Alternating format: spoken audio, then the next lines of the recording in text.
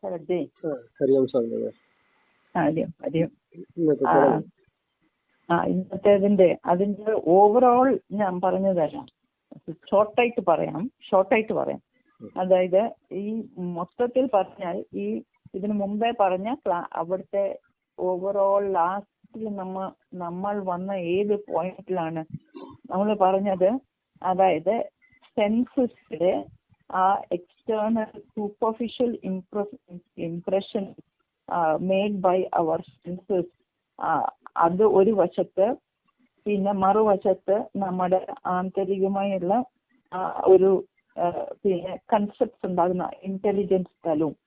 അതായത് ഇത് രണ്ടും ഓപ്പോസിറ്റ് ഡയറക്ഷൻസ് വന്ന് ഒരു കോമൺ ഗ്രൗണ്ടിൽ മീറ്റ് ചെയ്ത് ആ ഒരു തലത്തിൽ നിന്ന് പിന്നെ ഇത് രണ്ടിനെയും ഒരേ ഒന്ന് കണക്ട് ചെയ്യിപ്പിക്കാൻ, അതായത് രണ്ടിനെ ഇന്റർ റിലേറ്റ് ചെയ്യിപ്പിക്കാൻ പറ്റുന്ന പിന്നെ സാധ്യതയെ കുറിച്ചായിരുന്നു നമ്മൾ പറഞ്ഞത്. And that we said will be the aspects of a unified science of the absolute ആണ് അവിടെ ആ തലത്തിലെത്തുന്നത്. And that is consciousness also.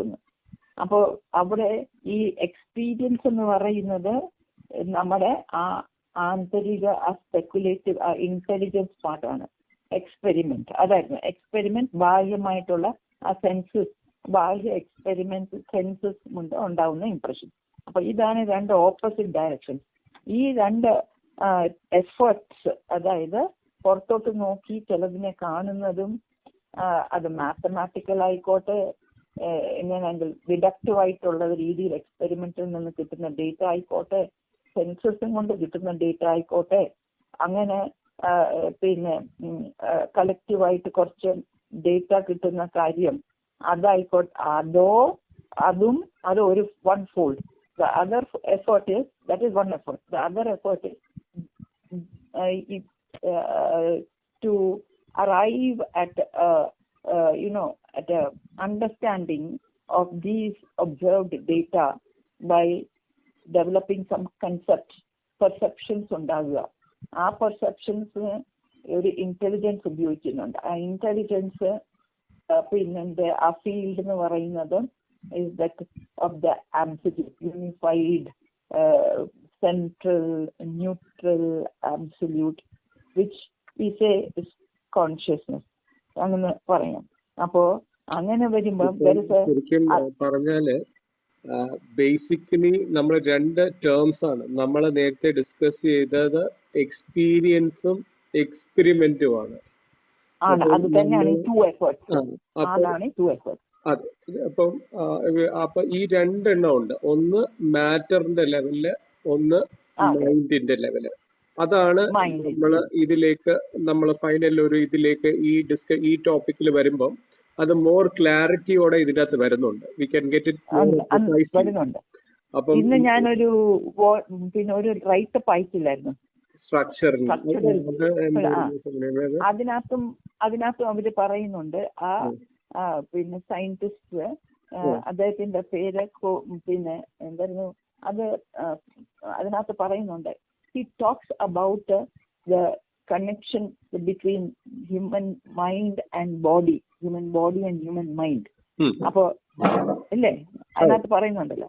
അപ്പൊ ഈ മൈൻഡ് എന്ന് പറയുന്നതും ഒരു നമ്മള് ഗുരുജി പഠിപ്പിച്ചിട്ടുണ്ട്. നമ്മൾ ബാഹ്യ വസ്തു എന്ന് പറയുന്നത് മാത്രമല്ല, നമ്മുടെ മൈൻഡും ഒരു അനാത്മമാണ്, ഒബ്ജക്റ്റ് ആണ്. അതിനെയും ഒബ്ജക്റ്റ് ആയിട്ടാണ് കൺസിഡർ ചെയ്യുന്നത്. അപ്പോ in one sense, okay, but this here his mind, what he says here is that mind എന്ന് പറയുന്നത് ഇവിടെ കുറച്ചുകൂടെ സ്പെക്കുലേറ്റ് ചെയ്യുന്നതാണ്. അതേ ഒരു വ്യത്യാസം. സത്യമാണ്. കാരണം അത് പറയാൻ കാരണം ഒരു കാര്യമുണ്ട്. കാരണം even though person belong to the modern scientific era, this chapter essentially talks about the pre-Socratic phase and how much those thinking has influenced him, and it is very surprising and how beautifully those old thinkers in the pre-Socratic period, even though the Plato belongs to the more metaphysical background, thinkers thereafter including Anaximander, Heraclitus, and especially Anaxagoras, who postulated the now concept. And very interesting how beautifully the concept of now and know and everything has been explained herein.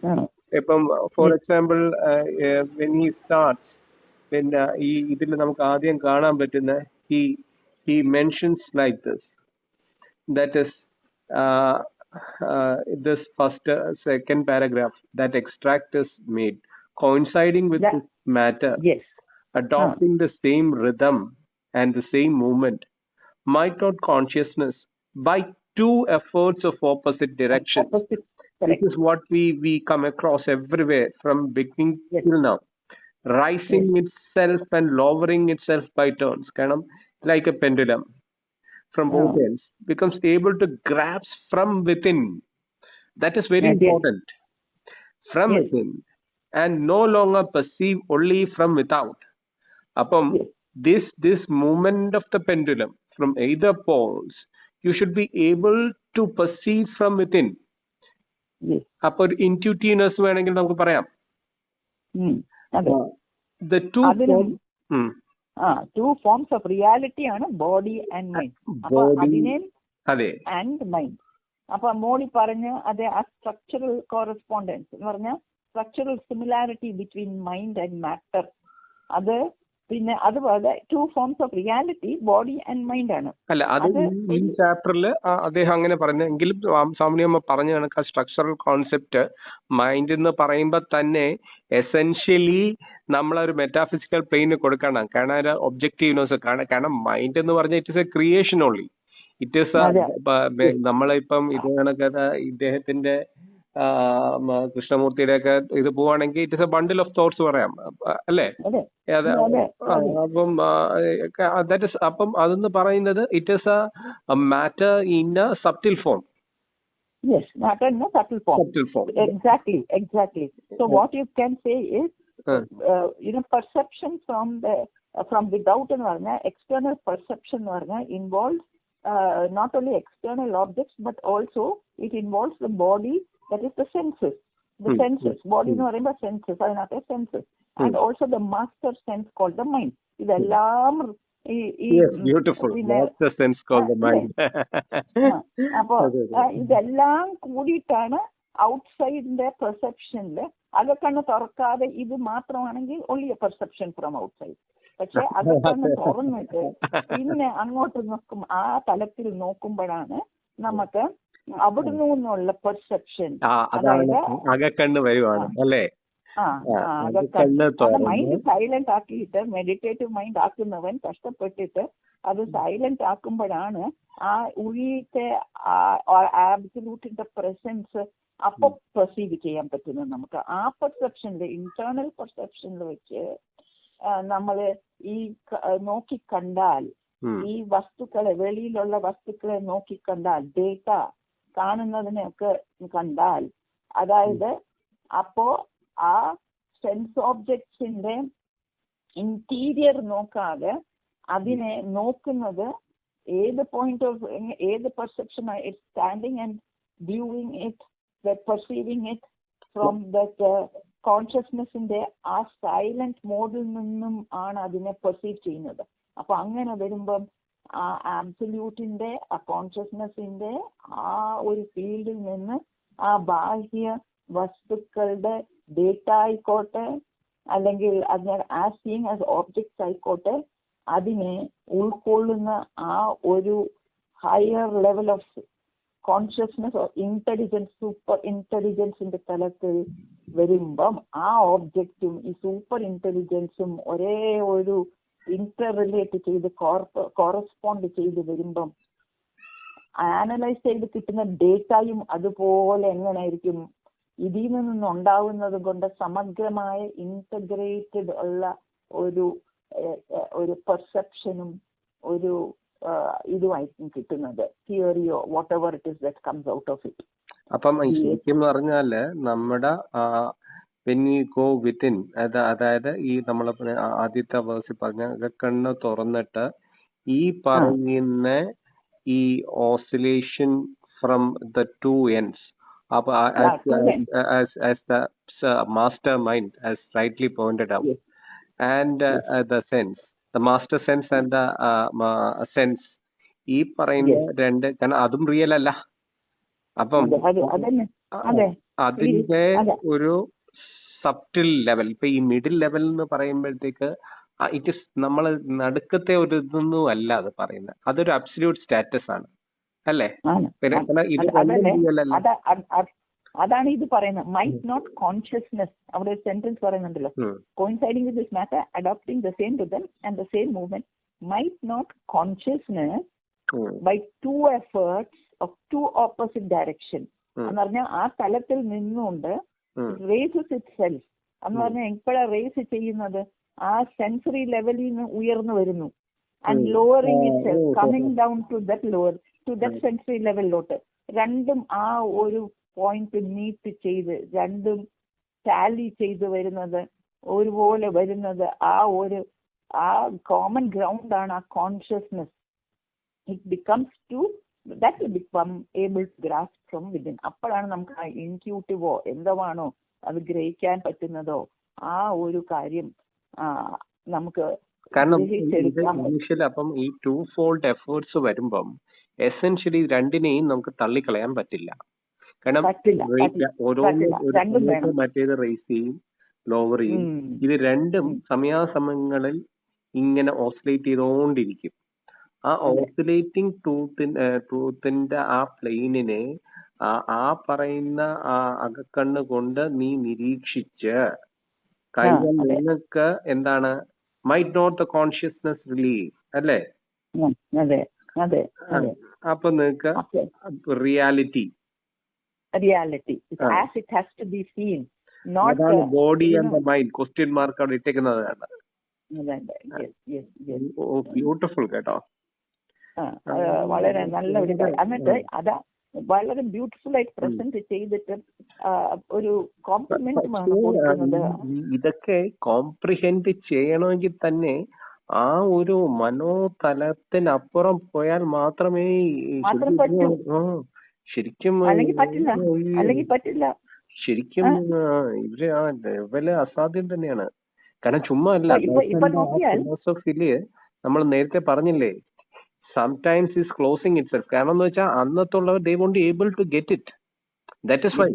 കാരണം he is not able to put the truth blank ആയിട്ട് ഇടാൻ പറ്റില്ല. കാരണം people they won't get it. അതാണ് ശരിക്കും അതാണ് ഇപ്പോഴത്തെ സത്യം എന്ന് പറയുന്നത്. സത്യത്തെ വിളിച്ചു പറയാൻ നമുക്ക് പറ്റില്ല. കാരണം ആൾക്ക് മനസ്സിലാവില്ല. They don't know that this is the truth we are saying. Yes. അത് ഒരു ഗുഹ്യത്വം. They will say it is esoteric or hidden or ഗുഹ്യത്വമുള്ളത്. ഒന്നുമല്ല, അത് ഗുഹ്യത്വമുള്ളതല്ല. പക്ഷെ നീ നിന്റെ ആ പെർസെപ്ഷൻ ലെവലിൽ ഉയർന്നു വന്നാലേ നിനക്കത് മനസ്സിലാവുള്ളൂ. അതാണ് അത് തന്നെയാണ് ഈ ട്രാൻസെൻഡ് ചെയ്ത് പോകുന്നൊരവസ്ഥ. ഈ രണ്ട് പ്ലെയിനിൽ കൂടെ നീ പോയാലേ പറ്റുള്ളൂ. പോയാൽ തന്നെ രണ്ട് പ്ലെയിനും ട്രൂ അല്ല, but you have to transcend it. You have to travel through that. ഈ ബുക്ക് ചെയ്യുന്നത് അത് തന്നെയാണ്. അപ്പൊ പിന്നെ ഇത് പറഞ്ഞു ഓബ്ജക്റ്റീവ് റിയാലിറ്റി തള്ളിക്കളയാൻ പറ്റുമോ? ഓബ്ജക്റ്റീവ് റിയാലിറ്റി ഇവിടെ ഉണ്ട്, പക്ഷെ സബ്ജക്റ്റീവ് റിയാലിറ്റി തള്ളിക്കളയാൻ പറ്റുമോ? ആ സബ്ജക്റ്റീവ് ആയിട്ടുള്ള റിയാലിറ്റി, ആ കോൺഷ്യസ്നസ് ഇല്ലായിരുന്നെങ്കിൽ എന്തിനെ ഗ്രഹിക്കാൻ പറ്റത്തില്ലായിരുന്നു? ആ ഓബ്ജക്റ്റീവ് റിയാലിറ്റിയെ അറിയത്തില്ലായിരുന്നു. ഇപ്പൊ ഇപ്പം നമ്മള് ഇടയ്ക്ക് ഇപ്പൊ പറഞ്ഞ മറ്റേ ഗുരുജിയുടെ ഒരു ഡിസ്കഷൻ ഇത് വന്നല്ലോ ആദ്യം വന്നപ്പോ. അപ്പം ഈ ഗുരു എന്തിനാണ് ഭക്ഷണം കഴിക്കുന്നത്, ഗുരു എന്തിനാണ് മരുന്ന് കഴിക്കുന്നത്, ഇതൊക്കെ പറയുന്നത് ശരിക്കും നമ്മൾ അത് പറയുമ്പോ തന്നെ എത്രമാത്രം ഇഗ്നറന്റ് ആണ് അത്. കാരണം ഇഗ്നറൻസ് പറയുമ്പോ തന്നെ നമ്മൾ പറയുമ്പോ ഒരു കാര്യം എന്ന് പറയുന്നത് ഈ പറയുന്നത് രണ്ട് തലത്തിൽ നമ്മൾ ആലോചിക്കണം. കാരണം അതിന് ആ പറയുന്ന ബോഡി എന്ന് പറഞ്ഞ സാധനം ആവശ്യമാണ്. എന്തിനാണ്? That to spread the truth, to give that truth. അതേ കണക്ക് തന്നെയാണ് അത് ആ ഇൻഡിവിജ്വൽ കോൺഷ്യസ്നസ്, ബോഡി യൂണിവേഴ്സൽ കോൺഷ്യസ്നസിന്റെ ആ ട്രൂത്ത് കൊണ്ടുവരുന്ന നമ്മ ഓരോ വിധിയിലേക്കും. കാരണം ഗുരു എന്ന തത്വം എന്ന് പറയുന്നത് ആ യൂണിവേഴ്സൽ കോൺഷ്യസ്നസ് ആണെങ്കിൽ തന്നെ ദാറ്റ് നീഡ്സ് എന്താണ്, ദാറ്റ് ബോഡി എന്ന് പറഞ്ഞ ഇത് അതിൽ കൂടെ ബോധ്യപ്പെടുത്താൻ പറ്റുള്ളൂ. ഫീൽഡ് വേണം, ക്ഷേത്രം വേണം, എന്നാലേ ക്ഷേത്രജ്ഞൻ അവിടെ ഇരിക്കാൻ പറ്റൂ. അല്ല, ക്ഷേത്രജ്ഞൻ ഇല്ലെങ്കിൽ ഒന്നും തന്നെ ഗ്രഹിക്കില്ല. എന്നുവെച്ചാൽ പരസ്പരം രണ്ടും ഇല്ലേ, മോസ്റ്റ്ലി ക്ഷേത്രജ്ഞൻ മറ്റേതിനെ പോഷിപ്പിക്കുന്നുണ്ട്. പക്ഷെ അവന്റെ ആ റെസ്ട്രിക്റ്റഡ് നോളജ് കൊണ്ട് അത് മറ്റേതാണ് അവനെ പോഷിപ്പിക്കുന്ന ഒരു ധാരണ ഉണ്ട്. പക്ഷെ അതല്ല. അപ്പോ ഈ സൂപ്പറായിട്ടുള്ള ക്ഷേത്രജ്ഞനെ അവിടെ ഉൾക്കൊള്ളിച്ച് അവിടെ നിലനിൽക്കാൻ this body is required. Definitely it is definitely required. Otherwise it can. അപ്പൊ അത് കഴിഞ്ഞിട്ട് ഇദ്ദേഹത്തിനെ ഭയങ്കരമായിട്ട് കോംപ്ലിമെന്റ് ചെയ്യുന്നു അടുത്ത 2 പാരഗ്രാഫില്.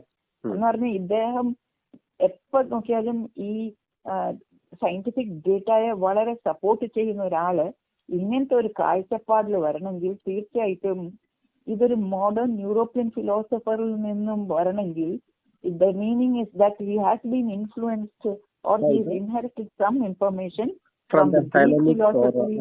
Hellenic or the Hebraic background.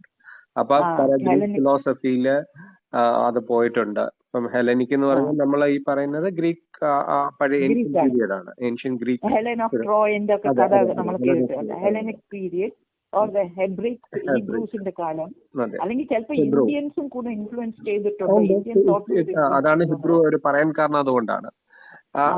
Ancient Christian philosophy അത് വരുന്നുണ്ട്.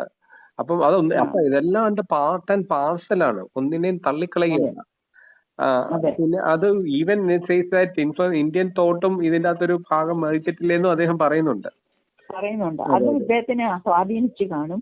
അതുപോലെ ഇദ്ദേഹം മറ്റേതും എന്താണ് പ്രീ സോക്രട്ടിക് ഫിലോസഫേഴ്സിനെ ഒക്കെ, ആ പ്രീ സോക്രട്ടിക് ഫിലോസഫേഴ്സ് ആണ് ഈ പാരമെഡൈഡ്സും പിന്നെ സീനോയും.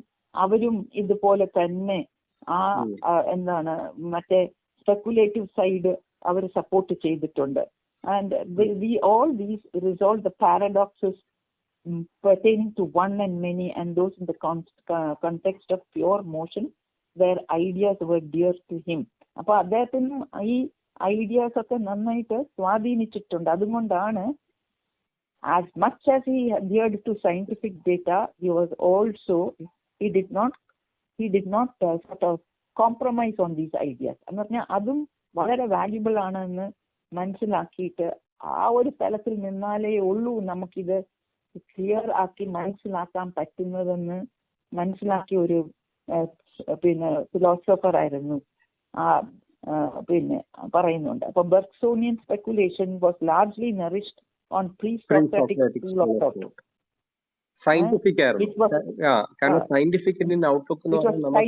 In its outlook. കറക്റ്റ്. അതന്നെ. അതുപോലെ തന്നെ ബർട്രൻഡ് റസ്സലും അദ്ദേഹത്തിനെ വളരെയേറെ ലോജിക്കൽ മോഡേൺ ലോജിക്കൽ പോസിറ്റിവിസ്റ്റ് ആയിട്ടുള്ള ബർട്രൻഡ് റസ്സൽ വരെ ഹെറാക്ലൈറ്റസ് ബിലോങ്സ് ടു ദ പ്രീ സോക്രറ്റിക് ദിസ്റ്റിംഗ്. അപ്പോൾ ഹെറാക്ലൈറ്റസ് ആണ് ശരിക്കും ആക്ച്വലി ഈ കോസ്മോളജിയും അതൊക്കെ ശരിക്കും അന്ന് പ്രീ സോക്രറ്റിക് പീരിയഡ് ഗ്രീക്ക് പീരിയഡില് even modern concept of eclipse വരെ ഈ ഹെറാക്ലൈറ്റസിന്റെ ഒരു ഇതുണ്ട് എക്സ്പോണൻസ് ആണ്.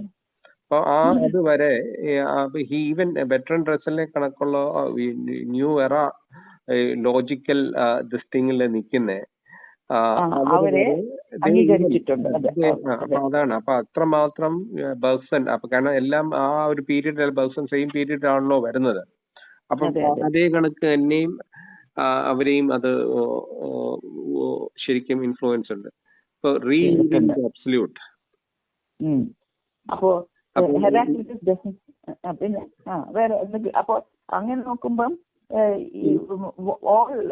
This concept of to-fold effort makes us relive the absolute എന്ന് പറഞ്ഞ ആ കൺസെപ്റ്റ് അല്ല perception that's very very valid and was accepted by all modern what you call thinkers. അതാണ് ബർട്രൻഡ് റസ്സൽ എന്റെ കേസ് നമ്മൾ പറഞ്ഞത് ബെർഗ്സോണിയൻ തിയറി എത്രമാത്രം അത് നമ്മൾ ആസ് വി മൂവ് ഓൺ അത് നമുക്ക് മനസ്സിലാവും. ഇനിയിപ്പം അദ്ദേഹം പോകുന്നത് ഈ പറയുന്ന പ്രീ സോക്രറ്റിക് പീരിയഡിലെ ഓരോ ഫിലോസഫേഴ്സിന്റെയും ഓരോ കോൺസെപ്റ്റ്സിലേക്കാണ്. അപ്പം ഈ എലക്റ്റിക്സ് ഓഫ് ദ ഹൈസോണിസം എന്ന് പറയുന്നുണ്ട്. Electric basically ontology of the ഐസോണിക് ഓണ്ടോളജിയാണ് അതിൻ്റെ അകത്ത് പറയുന്നത്. അതായത് ഈവൻ അതാണ് അതിന്റെ ബേസിക് ഫിലോസഫി ഇനീഷ്യലി വന്നത്. അതായത് ഇവരുടെ ഒക്കെ പ്രീ സോക്രട്ടിക് പീരീഡിലുള്ള സംഗതികളാണ്.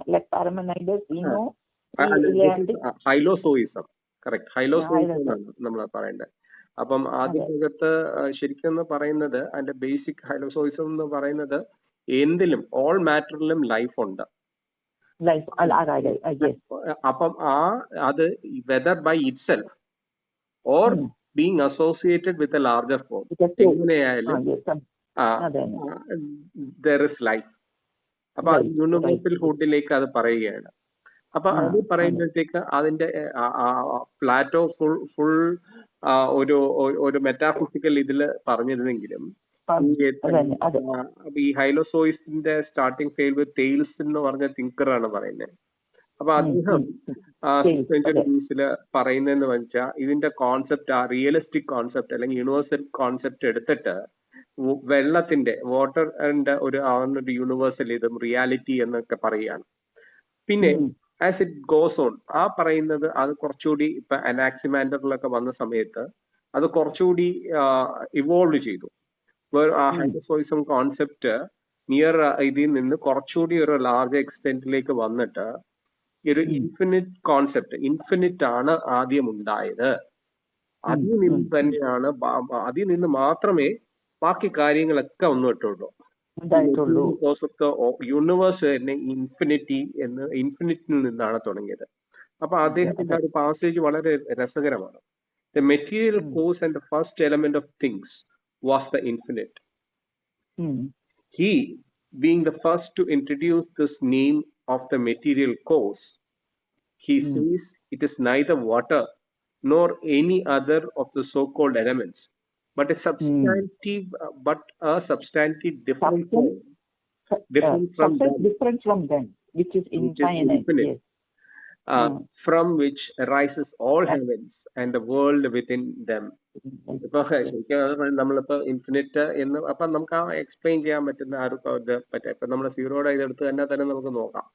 അത് തന്നെ ഒരു യൂണിവേഴ്സൽ ഫുഡ് എന്നൊരു കോൺസെപ്റ്റ് ആണ്. അപ്പം ഈ പറയുന്ന ഈ സോ കോൾഡ് കോസ്മോസിന്റെയും അപ്പുറം ഒരു സാധനം ഉണ്ടെന്ന് പറഞ്ഞു പോവാണ്. പിന്നെ ദെൻ ഈ അനാക്സാഗ്പോറസ് അതാണ് അടുത്ത, and that is so beautiful. അതാണ് ഇദ്ദേഹം നോ എന്ന് പറഞ്ഞ ഒരു കോൺസെപ്റ്റ് കൊണ്ടുവരുന്നത്. ഇപ്പം മൈൻഡ് എന്നാണ് ഉദ്ദേശിക്കുന്നത്, something like that, mind like. അത് നോ എന്ന് പറയുന്നത് ശരിക്കും നമ്മൾ സിമാൻറ്റിക്സ് എടുത്തു കഴിഞ്ഞാൽ എന്താണ് പറയുന്നത്, അത് we can explain that. Nous എന്ന് പറഞ്ഞാൽ വെറും സിമാൻറ്റിക് മീനിങ്ങിൽ നമ്മൾ എടുത്ത് പറഞ്ഞാൽ ഒരു റാഷണൽ അണ്ടർസ്റ്റാൻഡിങ്, ഇന്റലിജൻസ് എന്നാണ് പറയുന്നത്. പക്ഷെ ആക്ച്വലി നോ എന്ന് പറയുന്നത് ഇപ്പൊ അമ്മ പറഞ്ഞ കണക്ക് തന്നെ ഒരു കുറെ ഒരു മൈൻഡിന്റെ കോൺസെപ്റ്റ്. പക്ഷെ അതിന്റെ അപ്പുറത്തേക്ക് നമുക്ക് പോകാൻ പറ്റും. ഇപ്പം നമ്മള് ആദ്യം ഒരു whether it is A perception, ഒരു പെർസെപ്ഷനിൽ നിന്ന് നമ്മൾ ഉണ്ടാകുന്ന ഇന്റലിജൻസ് ആണോ,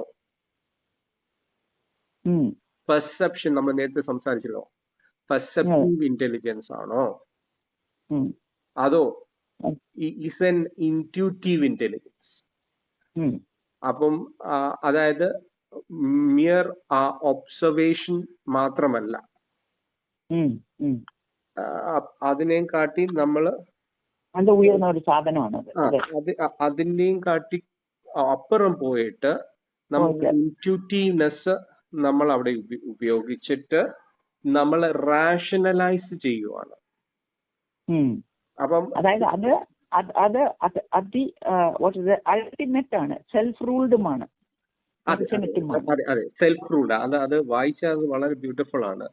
ഇൻ എവറിത്തിങ്, അത് വായിക്കുന്നത് നന്നായിരിക്കും, കാരണം അത് അത്ര ബ്യൂട്ടിഫുൾ ആയിട്ട് എഴുതിയിട്ടുണ്ട്. In everything there is A portion of everything except. അപ്പം അതാണ് അതാ പറയുന്ന. അത് കഴിഞ്ഞിട്ട് and there is something, there are some things in which there is now also. അപ്പൊ അതാണ് പറയുന്നത്. അപ്പൊ വിവേചന ബുദ്ധി അതാണ് ആദ്യം അതിൻ്റെ അകത്ത് കൊണ്ടുവരുന്നത്, അല്ലേ? Everything, there is a portion of everything except knows, except God, and there are something in which there is no. അപ്പൊ അവിടെയാണ് ഏതാണ് വിവേചന ബുദ്ധി നമുക്ക് പറയാൻ പറ്റില്ല. Nous is infinite and self ruled. അതാണ് നമുക്ക് വേണമെങ്കിൽ എന്താ ഫ്രീ വില്ല് പറയാൻ പറ്റുന്നത്. Mixed with nothing but is alone itself by itself.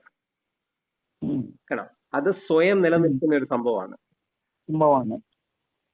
Innate ആയിട്ടുള്ള ഒരു സംഭവമാണ്. For it knows is the thinness of all things and the purest.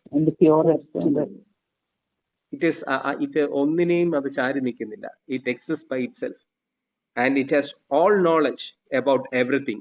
ആ soul consciousness ആണ്. And the greatest strength, that is all pervading and all powerful. And now has power over all things. എല്ലാത്തിനെയും ഇതിന്റെ ശക്തിയാലാണ് നിലനിൽക്കുന്നത്. But greater and smaller, ഏറ്റവും വലുതുമാണ് ഏറ്റവും ചെറുതുമാണ്. മൈക്രോസ്കോപ്പിക്കോ മാക്രോസ്കോപ്പിക്കോ എന്ത് ലെവലിൽ വേണ്ടി കൊണ്ടുവരാം.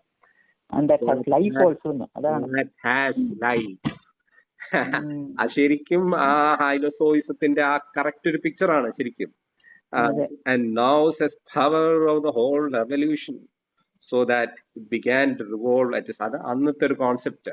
ആ ഒരു ഇറങ്ങിക്കൊണ്ട് അന്ന് നോക്കണേ ഏത് കാലത്താണെന്ന് ആലോചിച്ചോണം. പ്രീ സോക്രറ്റിക് പീരിയഡിലാണ്. അപ്പൊ അന്നൊക്കെ ഇത് എഴുതാന്ന് വെച്ചാൽ ശരിക്കും ഈ നമ്മളെ ഈ മുനിമാരുടെ ആ അത്രയും കണ്ണിന്റെ അത് അപ്പുറമാണ്. കാരണം ഈ മുനിമാര് അവരുടെ റിസർച്ച് വർക്ക് ചെയ്ത പോലെ തന്നെ ഇവരും ഒരു തരം മുനിമാര് തന്നെയായിരുന്നു. Third eye open. അത് കാരണം ഇതൊക്കെ വായിച്ചു കഴിയുമ്പോഴാണ് ശരിക്കും നമുക്ക് എങ്ങനെ എത്രയല്ലേ നമ്മൾ ഇന്ത്യൻ ഫിലോസഫി മാത്രമല്ല ശരിക്കും അന്ന് ഓൾ ഓവർ ദ വേൾഡ് പല രീതി പലയിടത്തുണ്ട്. ജർമ്മൻ സൈഡിലുണ്ട്, ഇറ്റാലിയൻ, ഫ്രഞ്ച്, എല്ലായിടത്തും ഉണ്ടല്ലോ. ഇത് ഗ്രീക്ക് ആയിരിക്കും തോന്നുന്നു. Pre Socratic period Greek philosophers ആണ്. ഇങ്ങോട്ടേക്ക് വായിച്ചാൽ കംപ്ലീറ്റ് ഉള്ള ആ സത്യങ്ങൾ, ആ അബ്സല്യൂട്ട് എന്താണോ എന്നുള്ള ഒരു കറക്റ്റ് എക്സ്പോസിഷൻ ആണ്. അത് ബ്യൂട്ടിഫുൾ ആയിട്ട്. പിന്നെ ഏകദേശം നമ്മൾ പറയുന്ന ഇന്ത്യൻ ഇതിൽ പറയുന്നത് അഖണ്ഡബോധം എന്നുള്ള ആ ഒരു തലമാണ് ഈ നോ എന്ന് ഉള്ള രീതിയിൽ ചിന്തിക്കാം. അത് ആബ്സല്യൂട്ട് എന്ന് നമ്മൾ പറയുന്ന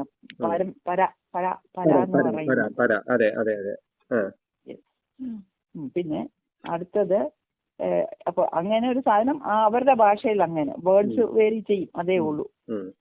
എംപഡോക്ടൽസ് when still further in analyzing this ഇതാണ് സട്ടിലാണ്. inner four-pointed mechanism which in physics and metaphysics later became. ഈ four-pointed mechanism എനിക്ക് മനസ്സിലാവുന്നില്ല അമ്മേ. നമുക്ക് നോക്കാം. we'll read it down and we'll see what that is. നോക്കാം. later became interchangeable processes of thinking. അതിനകത്ത് four-pointed mechanism which is later became interchangeable processes of thinking. അതെന്ന് പറഞ്ഞാൽ there is a double becoming of perishable things and double passing away. The most അങ്ങനെ നാലാകുന്നത്, രണ്ടും നാല്. What is this mechanism of double perishment and what is the becoming of perishable things എന്ന് പറഞ്ഞാൽ ഉണ്ടായി വരണം. The double becoming of perishable things. Perishable ആണ്, പക്ഷെ ഉണ്ടായി വരാൻ രണ്ട് മെക്കാനിസം ഉണ്ട്. എന്നിട്ട് ഉണ്ടായി കഴിഞ്ഞാൽ പിന്നെ അത് ഇല്ലാതാകും. അതും ഡബിൾ രീതി, രണ്ട് രീതിയിലുണ്ട്. അത് നോക്കാം അങ്ങോട്ട്. The most complete and most interesting among the school of philosophers was Heraclitus. He was able to think of reality as a flux. This is the view also basic to Bergson. He was famous for saying, you cannot step twice in. ഇത് പറയാറുണ്ട് എപ്പോഴും. Heraclitus പറയാറുണ്ട് that Heraclitus, I think, you cannot step twice into the same river, for fresh water are ever flowing upon you. എന്ന് പറഞ്ഞാൽ ഒരു നിമിഷം ഏതെങ്കിലും ഒരു പോയിന്റില് ഒരു റിവറിലെ വെള്ളം മാറിക്കൊണ്ടിരിക്കുകയല്ലേ, അതുപോലെ നീയും മാറിക്കൊണ്ടിരിക്കുകയല്ലേ. അപ്പോ നമ്മള് ഒരു സമയത്ത് ആ റിവറിൽ എൻ്റർ ചെയ്യുമ്പം ആ റിവറിന്റെ ഒരു പ്രത്യേക സ്റ്റേറ്റിൽ നമ്മുടെ ഒരു പ്രത്യേക സ്റ്റേറ്റ് ഓഫ് ഗ്രോത്തിൽ ഓഫ് ഗ്രോത്തിന്റെ നമ്മുടെ ഒരു ഗ്രോത്തിന്റെ ഒരു സ്റ്റേജ് ഒരു സമയത്ത് ഇറങ്ങുന്നതാണ്. പിന്നെ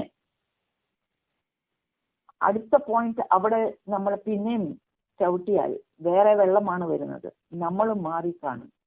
in some ways within we would have changed. അല്ലെങ്കിൽ നമ്മുടെ മെറ്റബോളിസംസ് ഒക്കെ നടന്ന് നമ്മൾ കുറച്ച് മാറിയിട്ടുണ്ടാവും. അപ്പോൾ അവിടെ അങ്ങനെ you cannot step twice into the same river, for fresh water are ever flowing upon you.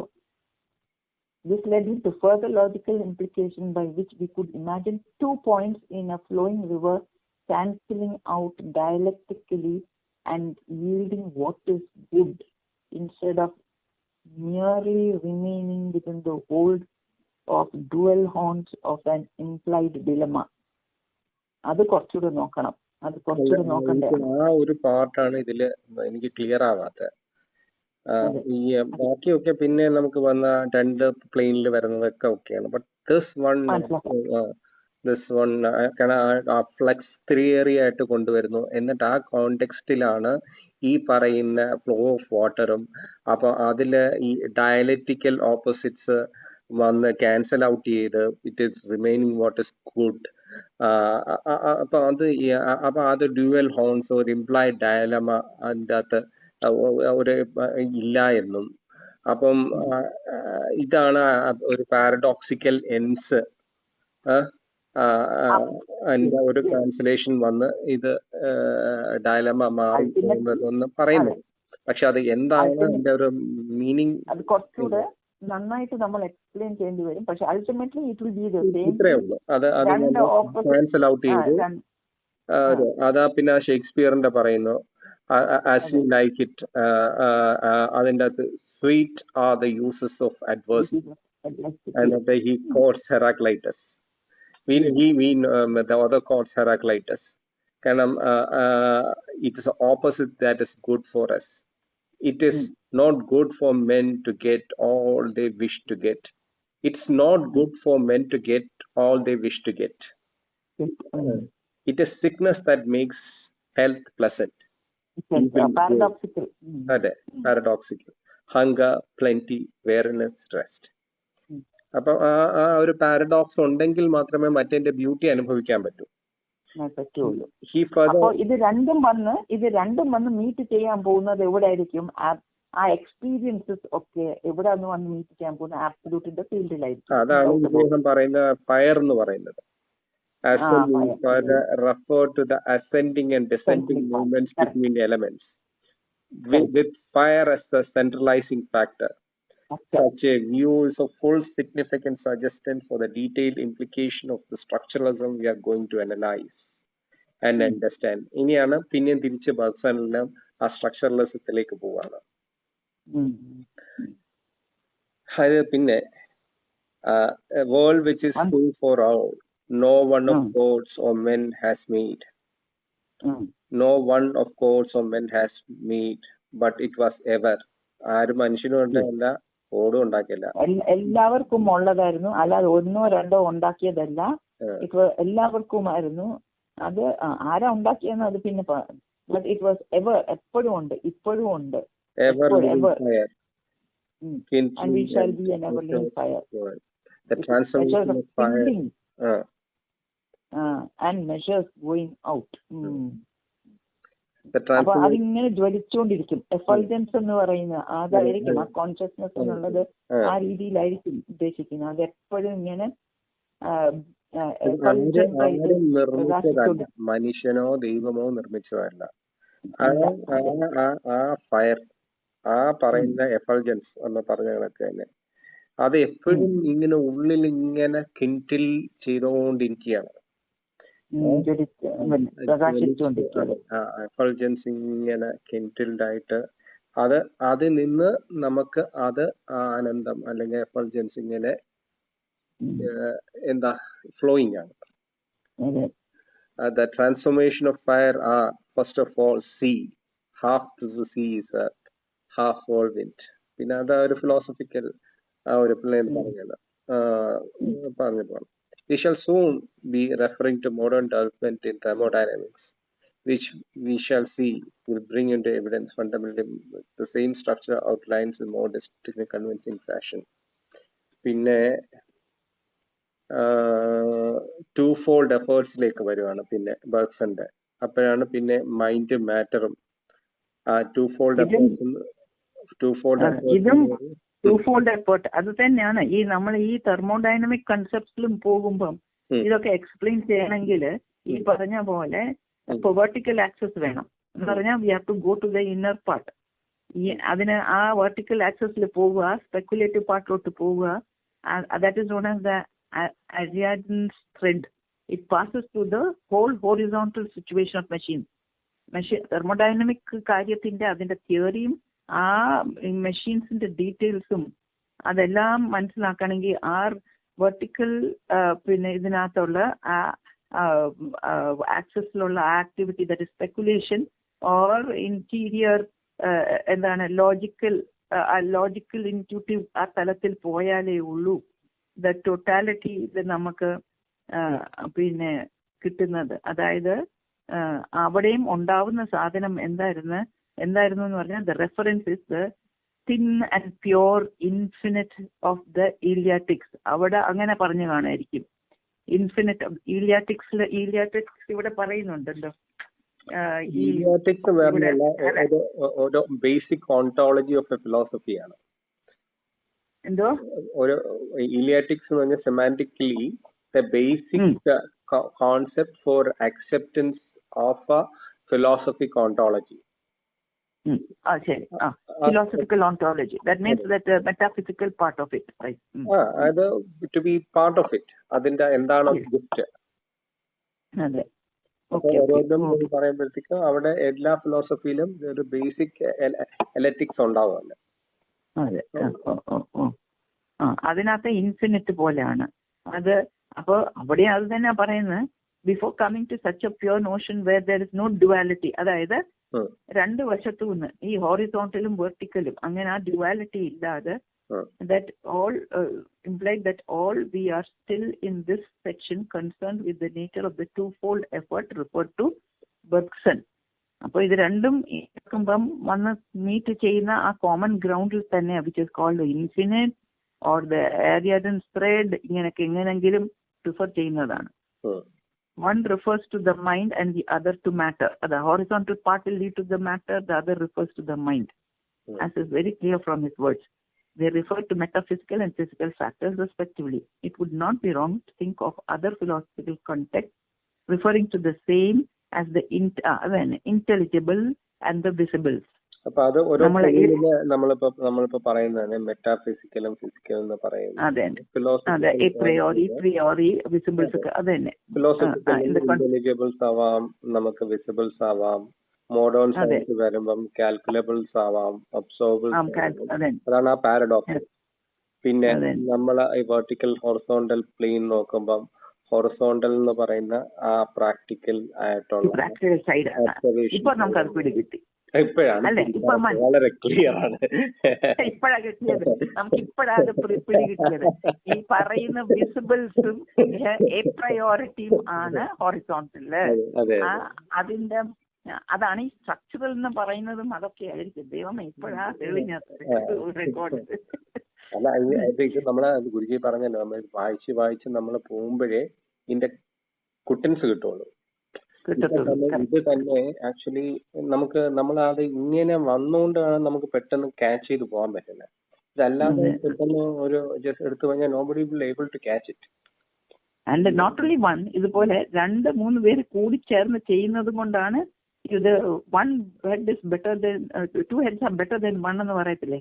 നമ്മൾ ഒരാൾ ചിന്തിക്കാത്ത കാര്യം മറ്റേ ആൾ ചിന്തിക്കും. അതങ്ങനെ പാരഡോക്സ് വേണമല്ലോ. അതന്നെ വേണം എത്താൻ പറ്റും. സയന്റിഫിക് തിങ്കിങ്ങും വേണം, മറ്റേതും വേണം. കറക്റ്റ്. ലാസ്റ്റ് പാരഗ്രാഫ് വണ്ടർഫുൾ ആണ്. അവര് പറയുന്നത് ഈ നോളജ് പ്രാപിക്കുന്ന ആ ഫീൽഡിൽ വരുമ്പം സബ്ജക്റ്റീവും ഒബ്ജക്റ്റീവും പിന്നെ പ്രെജുഡിസസ് പാർഷ്യാലിറ്റി അതില്ലാതെ വരുമ്പോൾ നമുക്ക് ഹോമോജിനസ്, ഒരുപോലെ ഒരു field in terms of self consciousness നമുക്ക് അവിടെ വന്നെത്തും. അതായത് ഒബ്ജക്റ്റീവ് റിയാലിറ്റിയിലോ അല്ലെങ്കിൽ സബ്ജക്റ്റീവ് റിയാലിറ്റിയിൽ മാത്രം നിൽക്കാതെ രണ്ടിനെയും ഉൾക്കൊള്ളാൻ പറ്റുവാണെങ്കിൽ ഹൊറിസോണ്ടൽ വെർട്ടിക്കൽ. അപ്പൊ നമ്മൾ സെൽഫ് കോൺഷ്യസ്നെസിന്റെ കോസ്മിക് കോൺഷ്യസ്നെസ് തന്നെയാണ്. അപ്പൊ ആ ഒരു സ്കീമാറ്റിക് പിക്ചർ അപ്പൊ നമുക്ക് ആ ഒരു മൈൻഡിന്റെയും മാറ്ററിന്റെയും ഒരു മീറ്റ് ചെയ്യുന്നത് പാർട്ടിസിപ്പേഷൻ, ആർട്ടിക്കുലേഷൻ, മ്യൂച്വൽ ഇൻസർഷൻ. അതാണ് നമ്മൾ നേരത്തെ പറഞ്ഞത്. ന്യൂട്രൽ നോർമേറ്റീവ് ആബ്സല്യൂട്ട്, അങ്ങനെയാണ് അത് ആബ്സല്യൂട്ട്. അപ്പൊ നമുക്ക് റീലിവ് ചെയ്യാൻ പറ്റും. അങ്ങനെ നമ്മള് ഓരോ ഈ സയന്റിഫിക് ഡേറ്റ അല്ലെങ്കിൽ അത് നിലനിന്നുകൊണ്ട് അത് അക്സെപ്റ്റ് ചെയ്യും. മറ്റേ തലത്തിൽ പോയി സൈക്കോ ഫിസിക്കലാണ്, ട്രാൻസ് സബ്ജക്റ്റീവ് ആണ്, ഇന്റർഫിസിക്കലാണ്, double becoming, double passing away. അതാണ് പിന്നെ പറയുന്നത് ഡബിൾ ബിക്കമിങ്. അതാണ് double becoming and double passing away.